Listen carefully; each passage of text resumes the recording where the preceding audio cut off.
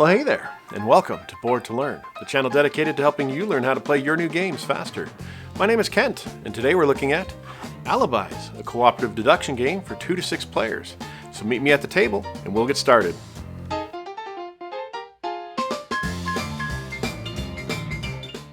In Alibis, everyone gives a single word clue linking their 2 secret suspects.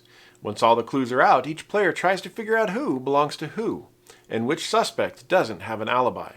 The more correct guesses the group makes, the more heat you remove from your suspects.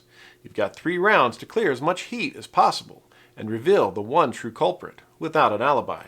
To set up, start by giving each player an alibi tile, a deduction board, and a marker to place in front of them. Look at the chart on page 2 of the rulebook. Lay out the numbered suspect boards for your player count in the middle of the table. Place the perpetrator board above the suspect boards. Then shuffle the word cards and place a word on each of the suspect boards.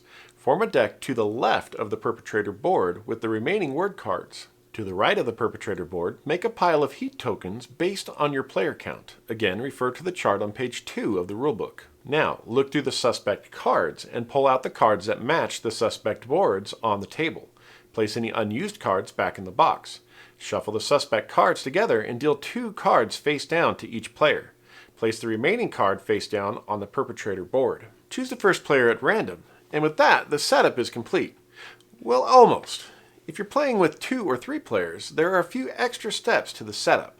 In a 2 or 3 player game, give each player 2 alibi tiles, and when you deal out suspect cards, each player receives 4 cards, or rather, 2 pairs. It is important to keep the pairs separate from each other. Now, the setup is complete. Alibis is played over 3 rounds, with each round consisting of 3 phases: create alibis, share and guess, and reveal and score. Let's go over each phase in a little more detail. To create an alibi, you first want to look at the 2 suspect cards you were dealt in the setup. Find the suspect's boards in the middle of the table and look at their words. Then try to come up with a one-word clue to link the 2 suspects together. There are a few rules surrounding the type of word you can or can't use. Your clue must be exactly one English word. Proper nouns, abbreviations, and acronyms are all allowed. However, your clue cannot include any part of either suspect's word, and it can't use hyphens or spaces. Most importantly, your clue has to connect to the meaning of the 2 words on your suspect's cards. You can't base it on how the words are spelled, how they sound, how long they are, what the artwork looks like, or where the cards are positioned on the table. The printed words are the only information you can use, and your alibi should link their meanings together in a way that helps the group find your 2 suspects. But if you're horrible at word games like I am, I won't hold it against you if you come up with some house rules of your own. Some of these words can be pretty tricky to link together with just one word. Once you feel like you have your clue, secretly write it on your alibi tile. This is the alibi you are giving your suspects. In a 2 or 3 player game, each player will have to come up with 2 alibis for their 2 pairs of suspects. Make sure you don't rearrange your suspect cards to try and make words pair up more easily. Keep the cards in the pairs they were dealt to you in. When all players are ready with their alibis, starting with the first player and then moving clockwise, each player will take turns revealing their alibi. As you reveal it, read it out loud. After all players have revealed and read aloud their alibis, take out your deduction board and secretly write your guesses for each alibi. Use the symbol found on the alibi tile to mark which suspects you think match that alibi. Once you've ruled out all the suspects, write a P next to the suspect you believe is the perpetrator. As you try to figure out which suspects match each alibi, you may mark and erase guesses as many times as you like. Make sure to keep your board secret and don't discuss your thoughts with anyone else. You don't have to mark every suspect, but you must make a guess at who the perpetrator is. Once everyone is finished with their guesses, it's time to reveal and score the round. Again, starting with the first player, each player will take a turn to reveal their suspects. Flip over your suspect cards, then ask if anyone guessed both suspects correctly. If at least one person did, remove 1 heat token from the pile. You only remove 1 token, even if multiple players guessed correctly. After everyone has revealed their suspects, it is now time to reveal and confirm the perpetrator. On the perpetrator board, flip over the suspect card.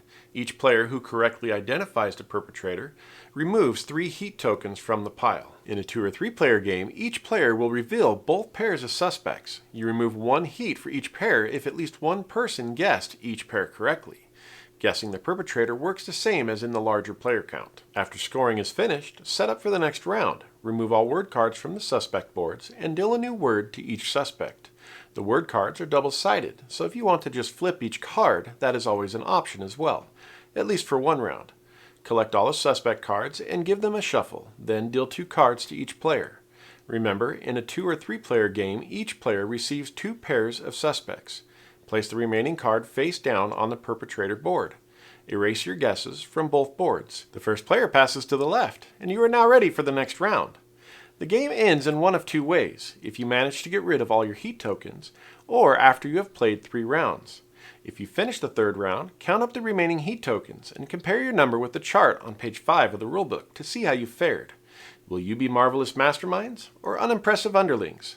You'll only find out when you play Alibis. If you found this video helpful, please give it a like and consider subscribing to learn more great games. Turn the bell on to be notified of my latest videos. If you have any questions, drop them in the comments and I'll do my best to respond. And remember, it's not just how you play, it's how much fun you have. I'll see you next time on Board to Learn.